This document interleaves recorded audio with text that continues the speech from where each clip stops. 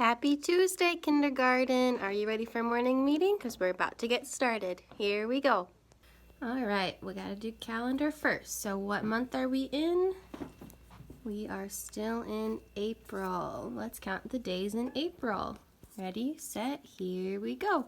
1, 2, 3, 4, 5, 6, 7. So I have to find the number 7. Can you trace in the air what a 7 looks like with your finger? Ready? So it looks like this, and then straight down. Go ahead and trace a 7 in the air while I find it. All right, I've got the number 7, and that's gonna go right here next to the 6.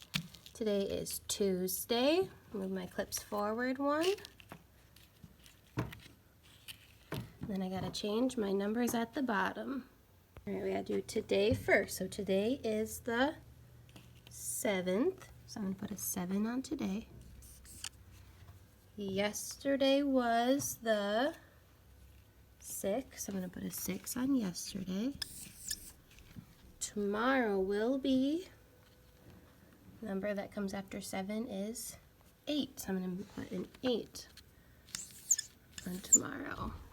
There we go. Now we're going to do our question of the day.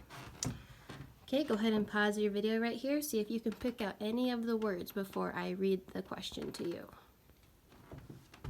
All right, so we should know this first word. This says what. We should know the second word too.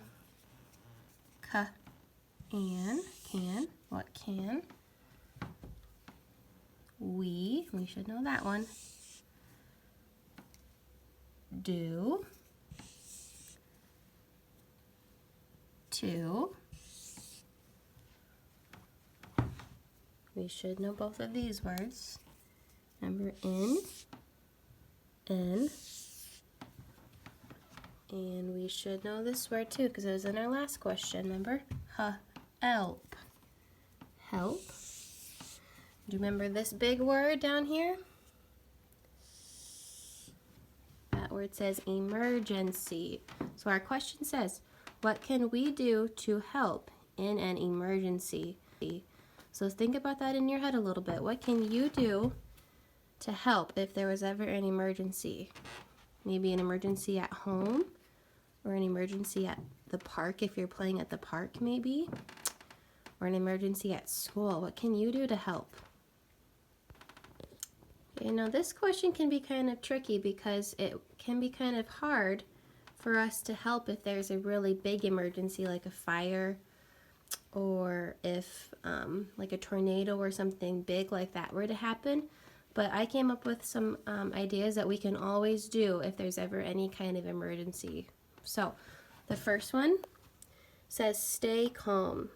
I know it can be kind of scary if something is happening that doesn't normally happen in like an emergency, but it's really important to stay calm and to try to be brave and not get upset. So stay calm is something that you can do to help.